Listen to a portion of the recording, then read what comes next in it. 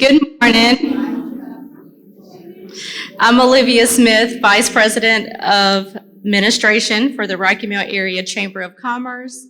On behalf of David Ferris, he's out of town at a meeting. I would like to welcome each of you to our Chamber Power Breakfast. First, we would like to thank Dr. Lou Honeycutt, Linda Snell, and Nash Community College for hosting this event. We would like to acknowledge our presenting sponsor, Cummings, our breakfast sponsor, Serve Pro of Rocky Mount, and our hospitality sponsor, Hampton Inn of Rocky Mount. Our breakfast is also provided by Acme Soul and Seafood. Our thoughts and prayers are with everyone who suffered damages or injuries due to the recent tornado. If anyone would like to make a donation to the Tornado Relief Fund, please reach out to me and I would be happy to help. Now it is my pleasure to introduce our Membership Director, Sam Bass.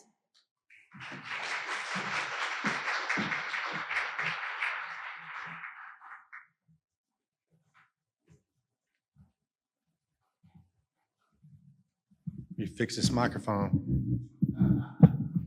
Good morning, everyone. Am I too loud? Is that too booming? It sounds booming up here. I got to back off a little bit here. Our guest today is spent 9 years as a targeting officer within the CIA's Doctorate of Operations. Did I get that right? Directorate. I can't read, I'm sorry. Both at Langley, and I don't know if everybody knows where Langley is. Don't they refer to that as the farm? Headquarters, okay. Something's referred to as the farm up there, but we won't go into it. It's top secret stuff. And temporary assignments in the Middle East. She spearheaded operations and efforts to achieve some of the most sensitive foreign intelligence objectives abroad. She has first-hand knowledge of targeting methodologies. Guys, these words are hard, folks. Used in the recruitment of spies and the extensive field experience in working with foreign liaisons to discover and apprehend foreign terrorists abroad. She's a staunch advocate for women's rights in the Middle East and has worked for human rights campaigns in Afghanistan to protect and promote the rights of disenfranchised Afghan women and girls. Today, she assists Afghan refugees by helping them thrive within her local community. This is the first in a series of books. The Syndicate Spy weaves a story of fact and fiction, telling the true story of female intelligence officers who stand on their laurels of intellect and skill to see beyond religious and cultural barriers and find what unites them rather than divides them. Brittany's book has just made the New York Post, well, it says top 20, but I know for a fact it's top 10 books to take on vacation with you, ladies and gentlemen. That's pretty good accomplishment, so congratulations on that. So without further ado, I would like to introduce the author of The Syndicate Spy, Brittany Butler.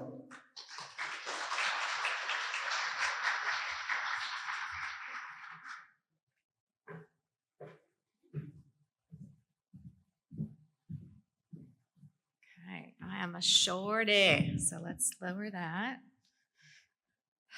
Thank you guys so much for coming. It's such a pleasure to be here in Rocky Mount.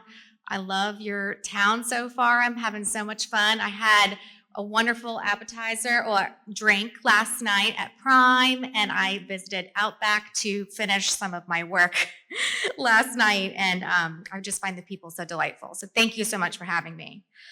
When you work at the CIA, you're taught to be invisible. Everything that I did was a secret. So coming out in public and talking about the fact that I worked at the CIA, I had spent time in the Middle East targeting terrorists, felt very vulnerable and really unnerving. But I felt like I had a duty. I felt like I had a duty to tell a story about what it was really like to be a female in intelligence. I knew that getting published was going to be extremely difficult. I knew it took an average of 10 years to get published. But I really felt like I had a story to tell, having hunted terrorists all over the Middle East on behalf of the CIA. I started working at the CIA shortly after 9/11, It's really hard to quantify the immediacy and relevance of the mission in those years following 9/11. In 2005, I was assigned to support the CIA's mission in Iraq. As a targeting officer, my days were spent elusive, high-value targets, which typically meant high-ranking members of a Sunni extremist group. I'm sure you could guess which one that was. In 2010, I graduated to hunting targets in CIA's Afghanistan-Pakistan division, not just in support of the CIA's kill-capture operations, but also targeting for potential recruitment operations. These were challenging tasks in my 20s and 30s, navigating both the war zones in the Middle East and navigating the male-dominated vaults at Langley. On one trip to the Middle East to debrief a terrorist, we were trying to recruit as a source. I was told to let my male counterparts do the talking. This entailed describing me as an expert from Washington and a married, pious woman who took her faith very seriously. When I asked the reason for this backstory, my male counterparts said it was because the source had never, ever met an American woman. He said that he got his idea of American women from TV shows and movies. At first, I was appalled, but then I began to understand. This is when the TV show Homeland was wildly popular. And if you recall, Claire Danes plays this operative where she ends up sleeping with the terrorist that she's hunting and having his baby. So I had some things to work through with this terrorist. Similarly, this is when Red Sparrow came out. Jason Matthews is a former CIA operative, and he wrote a book. Jennifer Lawrence was cast as the lead in the role, and she ends up nakedly taunting one of the other trainees in the class to show that she was unafraid of using her body in exchange for information. But it's not all of Hollywood's fault. Mati Hari, who was once convicted of seducing French men and spying for Germany during World War I, remains one of the most infamous female spies in all history. But movies like Zero Dark 30, depicting the decade-long hunt for Osama bin Laden, do a much better job, having resisted the temptation to reduce female spies into sexual dominatrixes who exchange their bodies for information. So when I set out to write a spy novel, what was important to me was changing the narrative. That female spies are not these one-dimensional sexual dominatrixes that Hollywood would have you believe.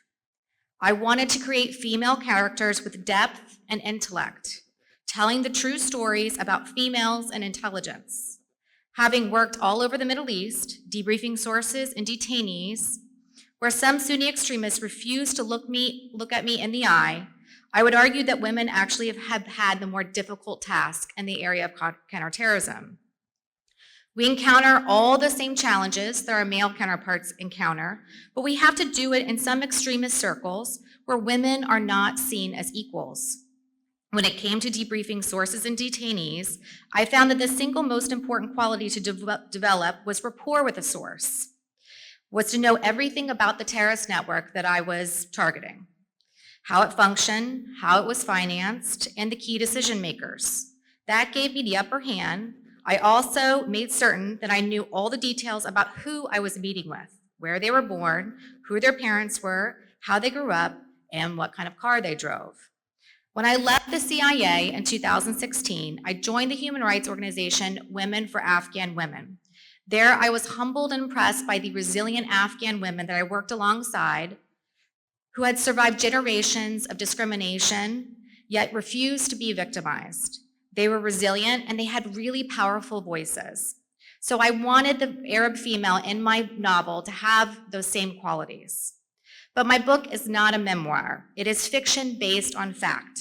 I did this not only to disguise CIA's sources and methods, but also to tell the more compelling and true story behind the moral and social struggles within espionage. Stories that people don't hear. My thriller, The Syndicate Spy, sheds necessary light on what makes female intelligence officers truly unique in the recruitment and handling of spies, and dispels some of the stereotypes propagated by some television shows and movies. But spying is not a one-man or a one-woman game. Most of what you'll see on like James Bond or other television shows is that it's just one guy or girl kind of running around, finding the bad guys and getting rid of them. It's actually the work of a whole team of committed individuals all working together to further the same goal. You saw that in Zero Dark 30, portrayed by Jessica Chastain, who's hunting for Osama bin Laden, but in reality, it's a whole team of individuals that all work together to accomplish those kind of goals. In the Syndicate Spy, there's 3 main characters, Juliet, Graham, and Miriam, but they all grapple with their roles in a fictional war. Juliet struggles to overcome grief and end the war that cost her father's life. Graham must forget about Graham must forget about a burned source that turned up dead because of his careless spycraft. And Miriam, a Saudi princess, must decide whether or not to turn her back on her family in order to achieve a better future for her people. All of these struggles that I witnessed while I was at the CIA, the only difference is that they were fighting a fictional, albeit believable, war. When people ask how I got into the CIA, I emphasize that I did not have a fancy Ivy League education, nor was I the daughter of a diplomat. What I did possess was a strong work ethic and a high degree of an emotional intelligence.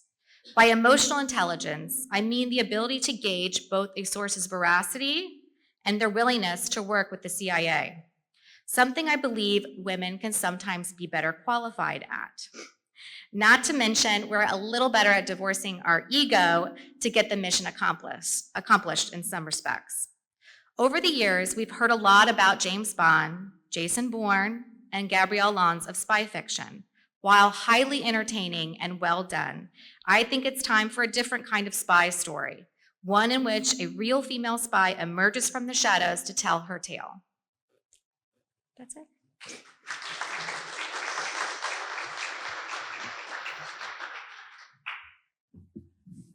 Okay, so what we're going to do an interview type of procedure here. Everybody's got cards on their table, so write your question down for Brittany, and Melissa will come down and pick those up from you. So, you got your microphone when you need it? Yep. Okay, so I was already fortunate enough to have an interview with Brittany last night, so I learned a lot about her. Is it on? Hold on. I don't think so. It is? Okay. You can hear me? Maybe I'll just take it out. Okay. Check it again. Check. Can you guys hear me in the back? Okay. Okay, great. I think this one's a little bit. Okay. Let's not be doing that, by the way.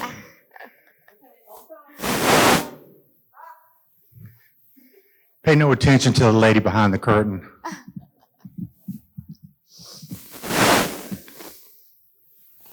Okay, so as I was saying, if you've got questions for Brittany, write them down.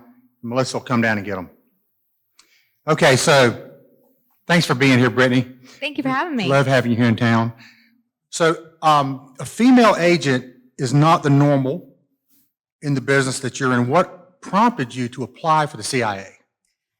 So in 2004, I worked at the U.S. Embassy in Paris. There I worked in the consulate section, and I worked on some passport fraud cases. At that time, we were really concerned about people coming to the country illegally and coming into the country that were, wanting to attack us. And so I had some knowledge of Arabic naming conventions, and I identified an individual that was trying to get into the country that was a terrorist. And so that was flagged to my superiors at the State Department. And there happened to be some CIA folks embedded there at the State Department that got wind of this, and they subsequently started to recruit me, and they asked me to apply on the CIA's website. And it never really would have occurred to me. I'm from a small town in Georgia. I was in beauty pageants and was a cheerleader. So it just was never something that I thought would be my cup of tea. So I was, thankful that they, recognized the, what I had done. But then I thought, oh my gosh, sounds like such an exciting career. So like many people who get into the CIA in their early 20s, I had no clue what I was getting into. But I'd watched a lot of movies, and I thought, okay, let's give it a go. So part of the thing we were talking about last night was that the process to get in is, I was telling you, I was saying, what if I wanted to be in? And about, 1 or 2 sentences in, I knew I was not qualified. So if you will, give us a little bit about the process of getting, through all the hurdles to be a CIA officer. Sure. So whenever I was recruited, it was kind of a 3-step process. So they started with a phone interview where they just kind of asked about my knowledge of foreign affairs. I was a real dork in college and read The Economist and Foreign Affairs magazine, and so I knew a good bit about what was going on in the world. I was also an international affairs major at Florida State. And from there, it went to an in-person interview, and I met with a gentleman at a hotel, and he just approached me kind of off the cuff. I didn't know that he was with the CIA, and until he started speaking to me in French.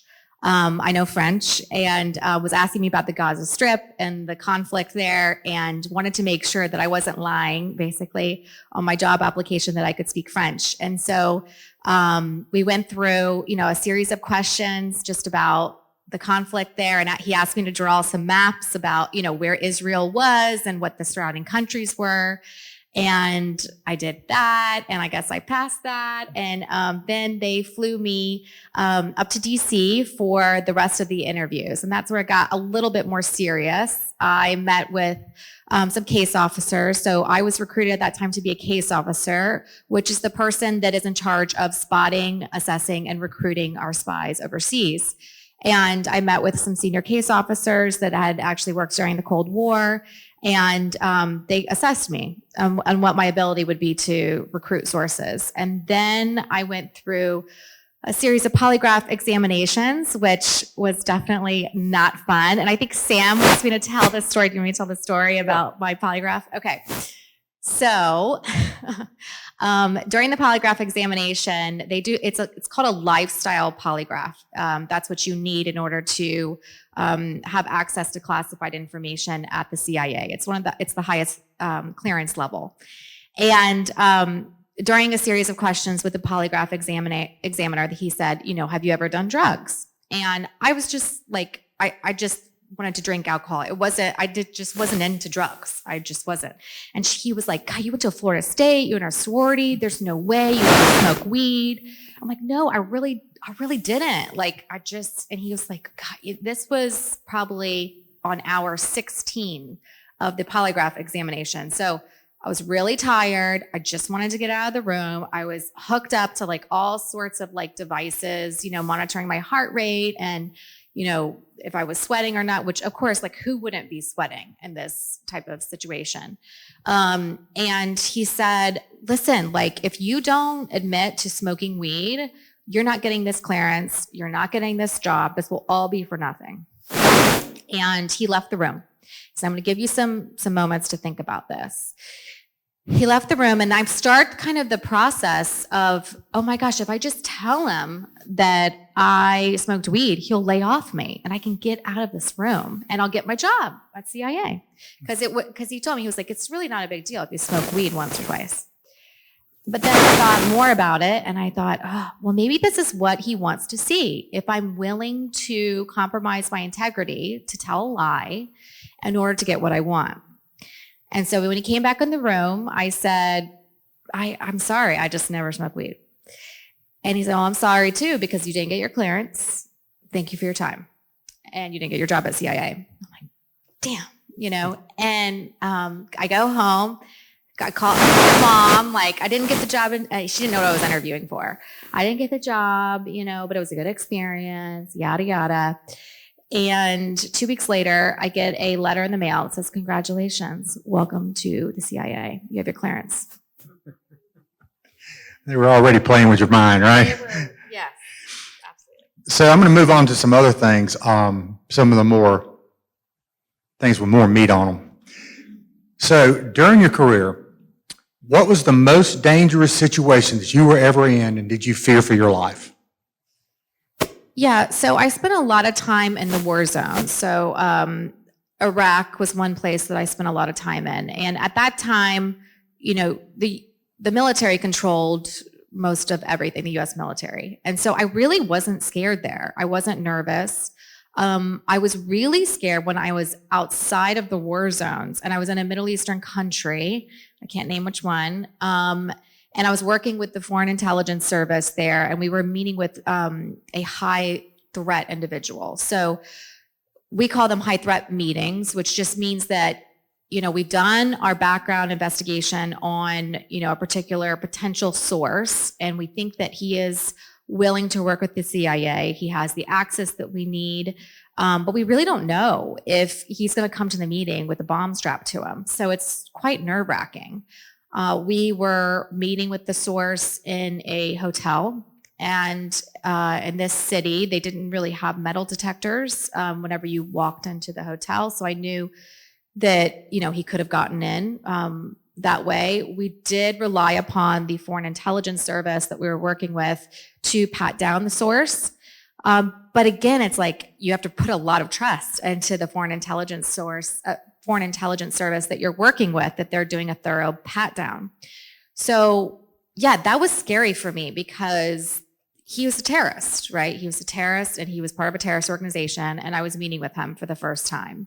And I was the person that identified him. I was the one who sifted through lots of information at Langley and identified him and basically worked with the case officer abroad to call him and set up a meeting. It ended up being a really successful operation where we were able to get all the top tier leadership that he had access to, but it was really nerve-wracking at first because he was a terrorist. Can everybody hear her okay? Okay. So one of the other things, and I know we talked about the Spy Museum in Washington, D.C. I don't know if anybody's ever been there. I tried to go, but it's really hard to get in there unless you buy tickets in advance. But they've got all the cool spy gadgets. Can you share any of those that you saw that you thought were really cool? Not really. I'm sorry. I will say one note about that. I feel like a lot of movies and stuff portray the CIA to be very technologically advanced, and in many respects we are. But we do lag behind the private sector in terms of their technology because you have to get through all of these different bureaucratic red tape to get things approved for security, to make sure that they can't be manipulated by I think that maybe I was just holding it too close to me. It can't be manipulated by a foreign intelligence service. So it has to go through all sorts of testing. So sometimes the technical gear that you think is available to us is maybe not available to us yet. But I did work with some really cool stuff, but I don't want to give anything away, The main thing is it's the technology that you actually work with, but it's concealed in such a way, right? So we work with all sorts of concealments, and that's really the challenging part, I think. So there's a directorate at CIA called Directorate of Science and Technology, and they're in charge of the concealment part, and they really have to do their homework in terms of making sure that whatever concealment device fits with the source's cover. So for example, if you're working with a source that is a Pashtun in the middle of Kandahar province, you wouldn't give him a Rolex watch that had a camera in it, right? Because that would really alert the people that he's meeting with. So and that can be tricky, that can be really tricky. And, but fortunately we work with really amazing people that really know what they're doing. And, we were able to pull off some concealment stuff. But I definitely had the experience at the CIA where everything is so compartmentalized, right? So if you don't have a need to know about a specific technology or an operation, you don't know. So I would be read in. So for example, when I joined Afghanistan, Pakistan division, I was read in to certain programs that utilize certain technology. And I had no idea that we had this type of technology. And I was just absolutely floored. So it could be very exciting. It could be very exciting to be part of that. Okay. I think that was okay. Can y'all hear me? But The one thing I was going to tell you, I recently listened to a CIA podcast, Yeah. and the people that were on there were people that helped disguise people in the CIA. Yeah. And in your book, you mentioned a blonde-haired, green-eyed girl in the Middle East. You're going to stand out like a sore thumb. Right. Did you ever have to really get in true disguise at any time, or can you share anything about that? Yeah, well, because I worked counterterrorism and because, like I said, I was working in the war zones, there was no secret that we were there. There's no secret that, we had American females, American males working in intelligence there. And we would always operate with a really heavy security force with us. They're called, we call them GRS.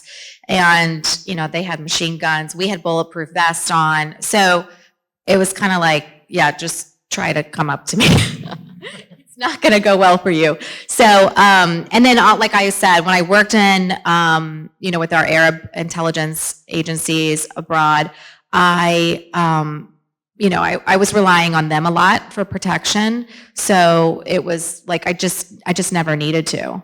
Now I would wear the abaya, if I was like trying to be respectful of an Arab intelligence service. And like we were going out to dinner somewhere. I didn't really want to draw attention to myself, but as far as like meeting with a source or a detainee, I never disguised that I was an American woman.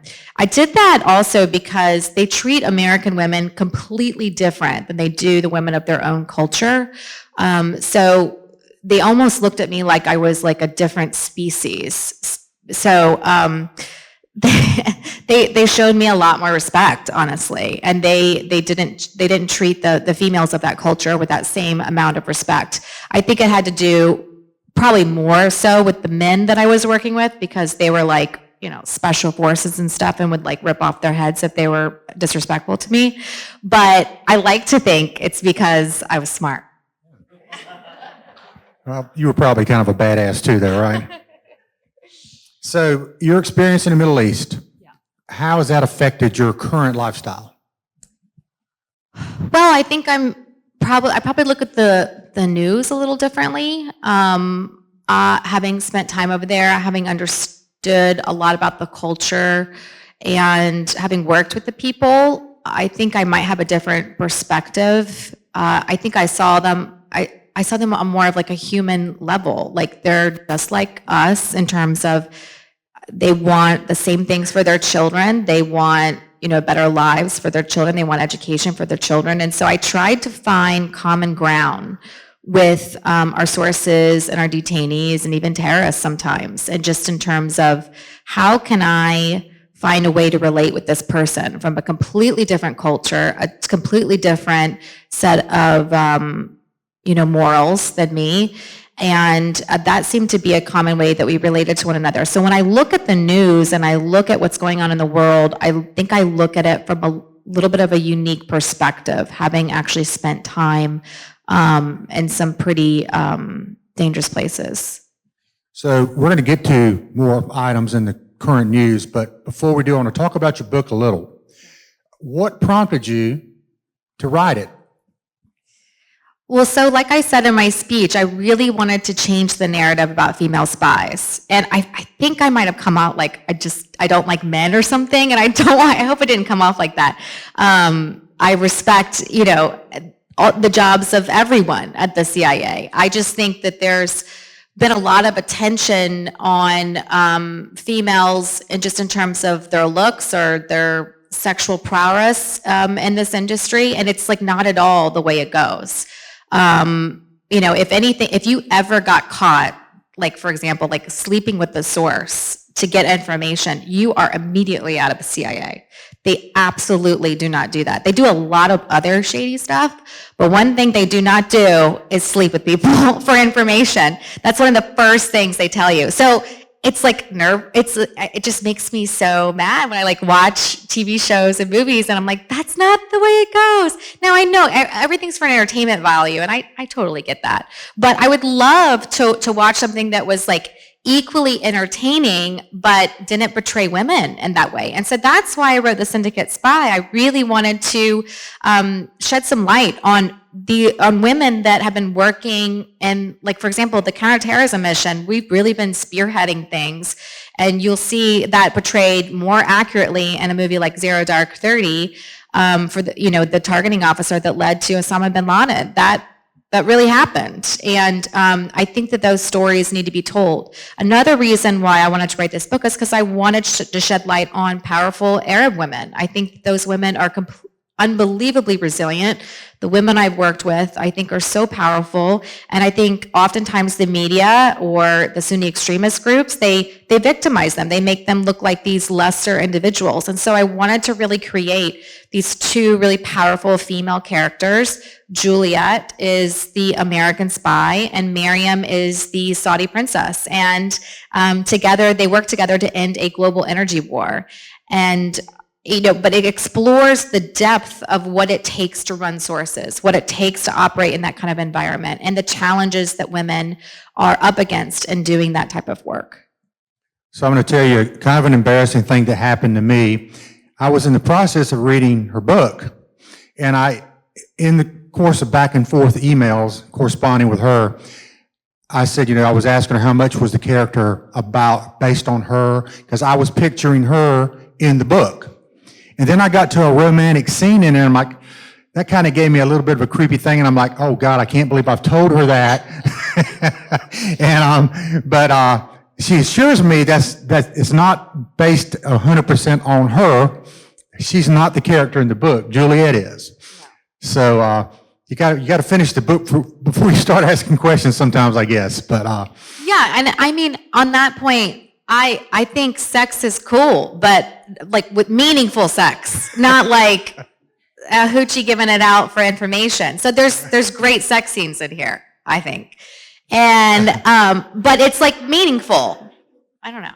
Very meaningful stuff, folks. So speaking of sex, no. Have you ever seen or participated in torture? And if you did, would you tell us? Oh, this is a big one. Goodness. So maybe she won't tell us. No, I have never tortured anyone. No. But yeah, I'm going to stay away from that question. Okay, I'm going to say something I did see on her Instagram one day. You were addressing torture. Yeah, okay, I can do that. I can address. But I don't know if you read the comments, but you said the CIA does not torture anyone, and you kind of did this, and a couple of people in the comments said, wait a minute, the neck scratch was a giveaway. That was a tell. Well, in all seriousness, when I first joined the CIA and I was trained on elicitation techniques and debriefing techniques, the first thing that I learned was torture doesn't work, because somebody will say anything just to make it stop in most instances. And oftentimes you'll get the wrong answer. You'll get something that a source or detainee says just to make the torture stop. And you want the right information, right? Especially if you're going after terrorists, especially if you're trying to dismantle terrorist plots. And so, don't do that. In terms of getting information from someone, what I have found as to be the most effective tool is to make that individual comfortable, and make them feel like whatever they're going to say, they're going to be okay. And I just getting to them on a very basic human level, and just saying, you know what, if you know about this, like, everything's going to be fine. Like, I'm going to totally protect you. Like, everything's fine. And making them feel comfortable, I think, goes a longer way than, trying to get information under duress. Now, I know there are some instances in CIA's history where they have gotten some information from individuals that were under duress. And I can't really speak to those operations specifically, and no one really knows what happened in that room, and besides the people debriefing the sources and the detainees. But I will say that the atmosphere right after 9/11 was very different from the atmosphere today. We were operating in an environment where we really felt like the next attack was impending, and officers were trying to do everything in their power to make sure that that didn't happen again. And so we were it was just very different circumstances under which they were operating. So during the interrogations, were you trained in methods to learn how to spot if they were lying or not? So kind of give me an example of, if I'm telling you a lie, how do you know I'm lying to you?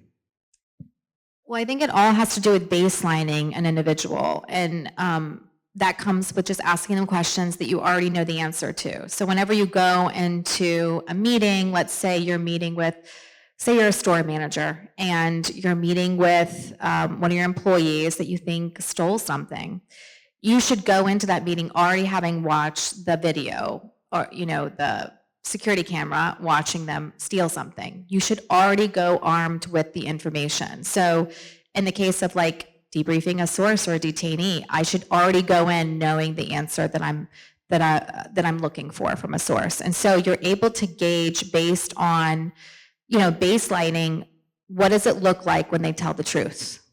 What does this look like? And how is that different from when I think they might be lying to me? How does that differ? So it used to be, they said things like, oh yeah, you can tell, if a person's like failing to make eye contact, or if you're really fidgety, or you're looking in a particular direction. That can be really hard to just use that alone, like as a indicator that someone is lying. I think a more important indication is baselining that individual. What does it look like when they're telling the truth? And how does that maybe differ from when you think they're telling a lie? Okay. Well, that's interesting because, I've been married a long time, so my wife knows when I'm lying most of the time. Not all the time. I've learned her enough to know how to get around some stuff, but she kind of looks at me like, yeah, exactly. Okay, so I want to get to some current events that are going on and get your thoughts on a couple things. A while back we had this Chinese spy balloon that started on one end of our country and went all the way to the coast coming over North Carolina, and then we finally shot it down after all the information was already gathered. What are your thoughts on that? Well, I think that any kind of major conflict that really we should be concerned with in the future, not only Russia, but China, is, I think we need to pay close attention to what happens with China. I think that economically we're so tied with them right now that it would be really hard. I don't think that either China or the United States really wants to go to war with one another, but they all have this perceived kind of mistrust of one another. And so I think that's why you have things like spy balloons going in the air. I don't think that's any news to anyone that the Chinese spy on us, but I think we got maybe a better indication of their technology level. I'm sure they do have better technology than a spy balloon, and maybe they were using it to distract us from maybe a different kind of technology they were employing. But I think that they really want to get a better handle on what our intelligence technology looks like, what our military technology looks like, because they really lag behind us in terms of military technology. And they know any potential conflict with us is going to involve a significant amount of technology. Looking forward to wars in the future, I think that's going to, AI is going to be a major player in that field. And I think people are really studying what's going on with Russia and Ukraine to kind of extract, okay, what lessons can be learned from watching this battlefield? What technologies are being used? Which ones are effective in combating an enemy and which ones are not? As far as the spy balloon itself, I would be really interested to know what we've learned. And I don't know if that's something that they're going to share with the public or not, but what have we learned from shooting this hot air balloon down? Have we analyzed what we found? What were they collecting on us exactly?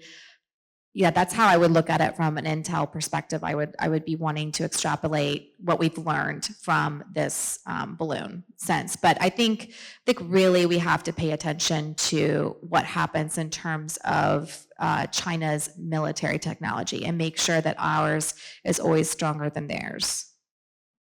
Okay, so speaking of China, TikTok, there's a lot of stuff on the news, a lot of governmental agencies won't allow TikTok. What are your thoughts? Do you think that's safe? Or I don't know what's the problem, that kind of information they're getting from TikTok that's top secret, unless they've got some, some backstory stuff going on in there that we don't know that they're picking up information on. But what are your thoughts on TikTok? I think just like any social media platform, you have to be really careful about what you put out there.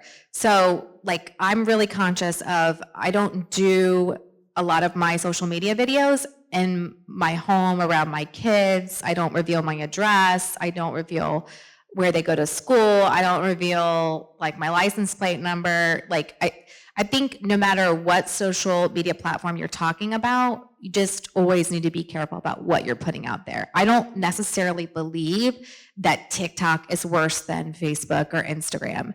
Your information on Instagram is just as vulnerable to our enemies as the information that you put out on TikTok. No one's safeguarding it because it's like a U.S. government. It's a U.S. company. That's just not part of it. But yeah, just be careful. Just be careful about what you put out there.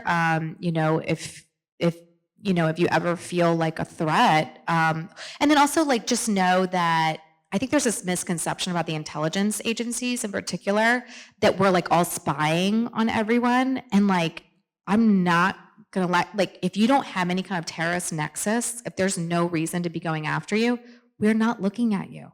We really don't care. And we don't have the resources. There's no manpower. We can hardly go after the really bad guys. So we really don't have time to look at Joe Schmo, and what he's doing on a Friday night. People just don't care. So I would say if you're not like a part of an intelligence organization, if you don't have access to classified information, if you're not at a military installation, no one is looking at you and no one cares. It's good to know. My thought has always been, anybody can get your information at any time. Just always be conscious of that it could be, like I said, nobody's interested in what's going on in everyday people's lives. So one other thing I wanted to ask you about, I know you talked a little bit about Russia and the China thing. So how active, I think I know the answer, but I know they're pretty active on spying on us. What are your thoughts on that? I mean, are they doing it not only through like the social media and things like that, but what kind of other methods do they have of spying on us? Well, just the traditional recruiting of sources, human sources. So they're very good at that, right? And they do use the honeypot method. They do use sex as a weapon. And so, What'd you call that? Sex as a weapon? Before that. Honeypot. Have y'all heard of the term honeypot before? I have not. Okay, so it's a pretty coined phrase. Honeypots are where you're luring a source with the promise of sex. That's a honeypot operation. And that's something that CIA does not do. But Russia is notorious for this. So one of the first things they did, they brought all the CIA officers in a big bubble, like for one of our many security briefings, and they said, listen, if you are a computer guy that, has been hanging out in his mom's basement for half his life watching Star Wars, and all of a sudden you go to Russia on a operation and a 6-foot blonde comes up to you and acts interested in you, she's not really interested in you. She wants information on the embassy. So that's a honeypot. Yeah. Does that answer your question? I don't know. Yeah, it's pretty good. Yeah. They're real. Yes. So yes, Russia is very active in that respect with using human operations to obtain intelligence. I think that they are very fractured, right? I think the FSB, I almost said KGB, but it's FSB now. I think they are probably really concentrated on Ukraine. They're really concentrated on not losing face, with this military operation that they're trying to succeed at. And I think a lot of their recruitment operations and a lot of their intelligence collection is related to that right now, I would say. So the key takeaway here is watch out for the honeypots. They're out there. Yeah. Okay. So I think it's safe to say there's probably some really scary stuff going on in the world that John Q. Public doesn't, or Jane Q. Public, either one doesn't know anything about. I mean, bone-chilling type stuff. Would you agree to that statement? I think all you have to do is look at, so what really scares me is the nuclear, the threat of nuclear war. So when I'm looking at future conflicts and I look at what's going on in the world right now, and I look at how many nuclear warheads Russia has, 6,000, and I look at China. China actually has 200, 300 nuclear warheads. But that's what scares me. It's less about, I'm not really easily scared, but I can see how certain circumstances that I've been in would scare the shit out of most people. But I think when you're involved in intelligence operations, you almost become immune to a lot of what you see because you're so focused on the mission. You're so focused on, I cannot fuck up. We cannot let 9/11 happen again. We cannot let Russia send nuclear warheads over here. I can't mess up. So it doesn't matter if I'm scared. I have a mission to do. So being scared, it wasn't really a factor for me personally. Other than when I met with that terrorist once, I was kind of scared of that. But yeah, no, I think what the scarier thing is right now is the threat of nuclear war. And I don't think it's imminent or anything. I just think that with all the instability that's going on in Russia right now, you look at somebody like Yevgeny Prigozhin, who's head of the Wagner Group, basically threatening to take over Moscow. I thought that was really a scary incident because Putin is horrible, right? No one likes Putin, but what is the alternative? Somebody like Yevgeny Prigozhin, who is in charge of these mercenaries that they've basically they've gone to prisons and they've said, hey, I'll get you out of here if you promise to, wage wars for the Kremlin, in Africa and the Middle East and other places to try to gain foreign influence. And, what if somebody like that came into power, somebody even more irrational and more unpredictable than Putin and has the codes to these nuclear warheads? I think that's pretty scary.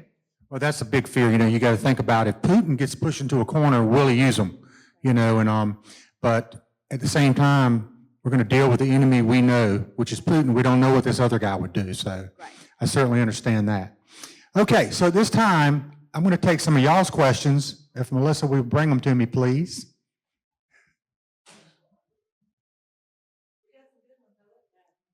Oh, boy.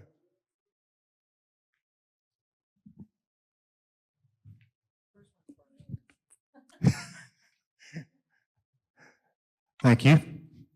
All right, let's see what we got here. Okay, well, this is kind of going back to one of the other questions about how much does our phone spy on us? A lot. I mean, it collects all your locational data, your browsing history. Yeah, I think that's the biggest spy ever. But again, no one's really going to use that information unless you're involved in some nefarious activity. So yeah, I went to the grocery store today and then I went to the bar and had a glass of wine after work. Who cares? Well, it's like when you start, I can think about a product and then it's all of a sudden it's in my Facebook feed. That's just weird. I think so too. I don't understand all that technology. Yeah, it's been some years since I was at the CIA, so that does freak me out too. And the Alexa thing, I don't know if you guys have the Alexa, but that is the creepiest thing ever. I'm I'm having a conversation with my kids and I think she's recording things and that's being brought up in my Amazon cart and I'm we gotta turn off all the Alexas. It's scary. I believe that because mine will be running randomly, but I'm not even saying anything to it. So it's listening all the time. It is. It is. So if you're concerned about anything like that, just unplug everything, throw it away. Okay, this next one. Did you have a mentor while you were in the CIA? And it's got instructions for me. I know who that's from, but go ahead. Yeah, I would say I had a couple mentors. I learned how to do targeting work from a senior targeting officer. He's incredibly good at what he did. He really understood. At this time, I don't think it's a secret to anyone. It was a secret then. We were going after our high-value targets using their cell phone data. And he showed me how to, extract that from the cell phones they were using at that time. And he taught me about cell tower data, and that was the primary way that we were going after our targets. So yeah, no, I really looked up to him. He was really talented at what he did. And then I had some women that I looked up to. So actually Michelle Rigby Assad, I've put her forward as somebody that I think that should come and talk to you guys. She is written a book called Breaking My Cover, and her husband were some of the most senior intelligence officers that I worked with. Her husband's Egyptian, and they had this incredible story of working in orphanages in Egypt to going to Iraq and trying to help the people there. And they just, I don't know, they were an inspiration to me because they brought their faith into a lot of what they did. And I think that's really hard to do at CIA, that it's almost like easier for most officers to divorce their faith from the operations they're involved in, and they just refused to do that. They had really high levels of moral integrity, and I really respected that. Okay. How old were you when you knew you wanted to be a CIA spy, and where did you begin your career? So I began it at the State Department, at the U.S. Embassy in Paris. I would say that was kind of my first job, and I was 20 years old at that time. So I was like a baby. And I was 22 when I joined the CIA, and so I would say that was kind of when I knew that's what I wanted to do. And but again, they don't tell you a lot before you join, so because they can't. So you're kind of going in blindly, and you actually have to sign this document that says, I'm willing to travel anytime, anywhere, within the next 10 years, wherever you send me. You have to sign it. And that was a really crazy thing for me to do when I'm in my early 20s. Okay, we may have touched, and this is kind of a similar question. What kind of college degree would you need? And I don't get this. Are there any topic secrets hidden in your book? Oh, I like that one. Yes, there are. Oh, really? Yeah. So anytime you work for the CIA, you have to get your book cleared by CIA's Publication Review Board. So this has been cleared by the CIA. So I'm not revealing anything that's going to reveal our sources and methods, which I would never want to do that and compromise the people that are working to protect our country. But I do talk about a operation, which is really what led me to leave the CIA, I think. So in 2009, there was a suicide bombing at Coast Base, Afghanistan, and it killed 8 CIA officers. I knew 2 of them, and I worked with them very closely in Jordan. And one of the men is Darren Labonte, and he and I worked together on some really sensitive but successful operations. But I remember having a conversation with him before he died, and I was just telling him, I just thought he was such a great case officer. Like the way he was able to turn this one source around and use his info, I just thought I was really impressed. And he said, like, do not be impressed by me. Like, I'm not a good dad. I'm not a good husband. He had like a 2-year-old daughter at that time. And this is 1 month before he died.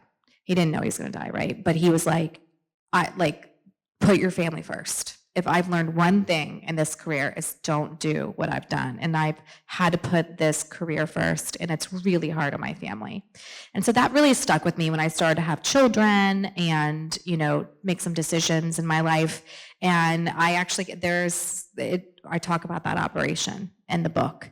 And it's a little bit disguised because it has to do with how Juliet's father died.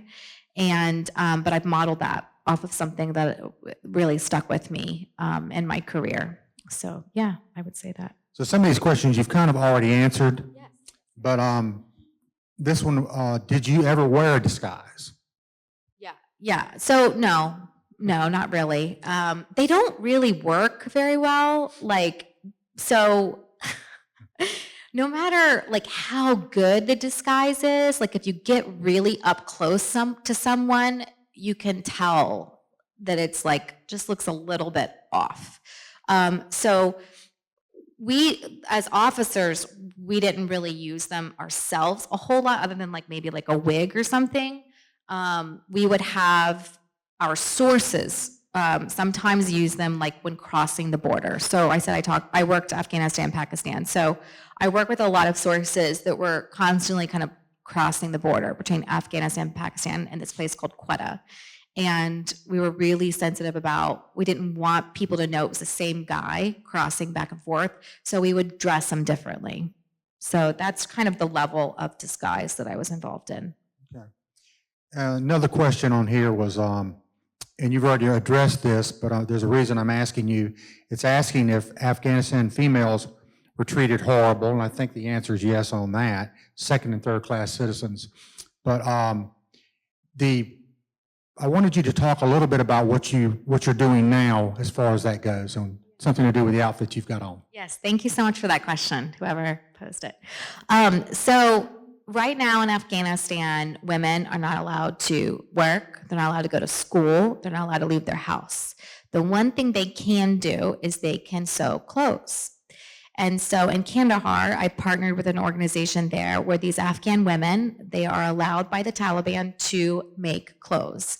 And this is a really important thing because it empowers these women who feel really sidelined, who feel really helpless. They feel abandoned by the U.S. government because we've, given them these freedoms. And, now they've all been taken away by the Taliban. And it gives them a sense of worth and feeling like they're able to contribute. And so the outfit that I'm wearing right now, this dress was made by the women in Kandahar. And they made it specifically actually for this event. And I'm so happy to partner with them. Yeah, it's beautiful, isn't it? Gorgeous. So you can get these type of dresses. It's called the IBU movement, and it's on my Instagram. If you don't follow me already, I would encourage you to do so. It's at former spy 1, the number 1. And you'll see on my Instagram feed that me in this dress, and I'm talking about the IBU movement, and it gives you all the details of how to order something like this. And I really love this because it's a direct way we can empower and help these women that feel really lost right now. That is great work. I will recommend also to follow her on Instagram. That's how we found her. I followed her on Instagram. Very interesting account because she puts a lot of video up there and stuff, and a lot of good information in there. So this is the last question. This is good. What did you want to be when you were little? What did you want to be when you grew up, when you were little? Did you want to be a nurse or a teacher or something like that, or what? So I can't believe I told you guys this at the beginning that I used to do beauty pageants. I usually keep that really undercover. But I had, as one of the questions I had, I was for Miss Sophomore High School or something. They were like, what would you like to be when you grow up? And I had to do some research, and I decided I really wanted to travel. I really wanted to get out and see the world. And so I looked up okay, what could I do that would allow me to do that? And they would pay me. And a foreign service officer at the State Department was the first thing that popped up. And so that's what I decided I really wanted to be, was a foreign service officer. And that's what I was doing at the U.S. Embassy in Paris. And but I decided also, if I couldn't get that job, if my grades weren't good enough or something, I was going to be a stewardess and just fly everywhere that way. Well, it's got a little difference in those jobs. Another part of the same card here is, Were you ever in the Girl Scouts or the 4-H? What's the 4-H? I guess that's the answer. Yeah, no, I wasn't in a Girl Scout or the 4-H. Okay. And this is probably the best question I've seen today, including mine. Drum roll. What's your favorite color? Oh! It's blue. It's blue. Me too. Yeah, I love blue. So that's any other questions? We've got maybe one or two more. Yeah, please. Yes. Mhm.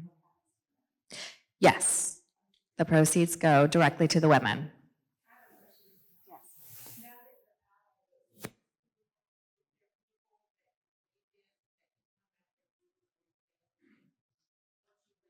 I really hope not.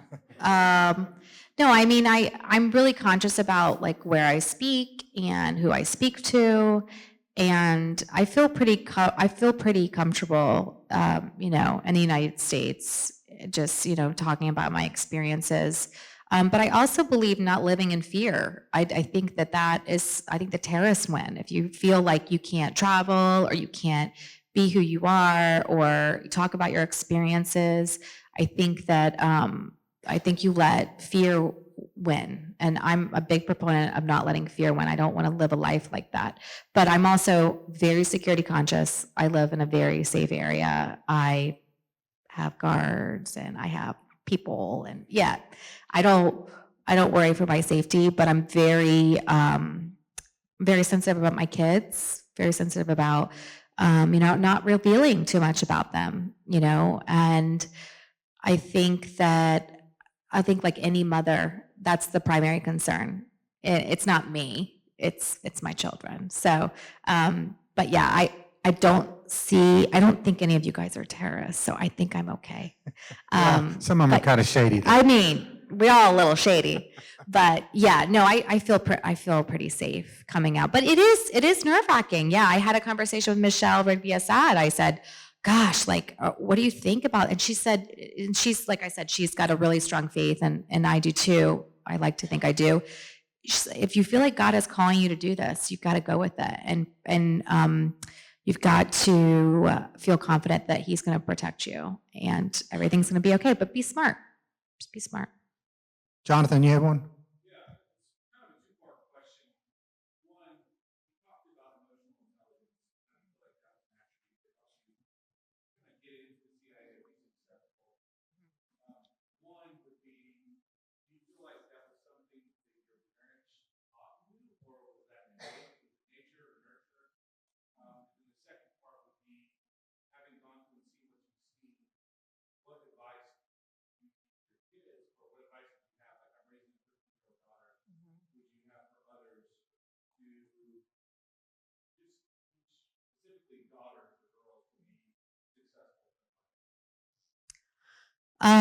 I think arming yourself with knowledge is the number one weapon you can ever have going into any kind of situation. So if you're going on a job interview, for instance, so whenever she gets older and she starts going on job interviews, or if she's going to go meet a date out somewhere, being really smart about like researching that individual, doing your homework, understanding where you're going, what's the atmosphere like, am I out in public, are there a lot of people around, have I told my mom and dad where I'm going, have I told my roommate, or have I told my friend, being really vigilant as a young woman going out. I'm not going to lie. I mean, I was like in my early 20s when I started doing this work. And so I think that a lot of it is just like being naive initially, like thinking I'm going to be safe no matter what. But I think the reality is that I was good at reading people and getting a good sense from, and I don't think I was taught that from my parents. I think I just like, it was like kind of an innate quality that I had. But then I tried to maximize that by knowing more than anybody else in the room, just trying always to know more than anybody else, and doing my homework and doing my research and going in armed with information. I think that's the best weapon. I think that's a better weapon than honestly having a weapon sometimes. Okay, well, that wraps it up for the this part of the event. I will tell you, I have read the book. I really enjoyed it. Take your time and read it. Once we get through, we're going to have her set up outside, so bring your book out, and she'll sign it for you.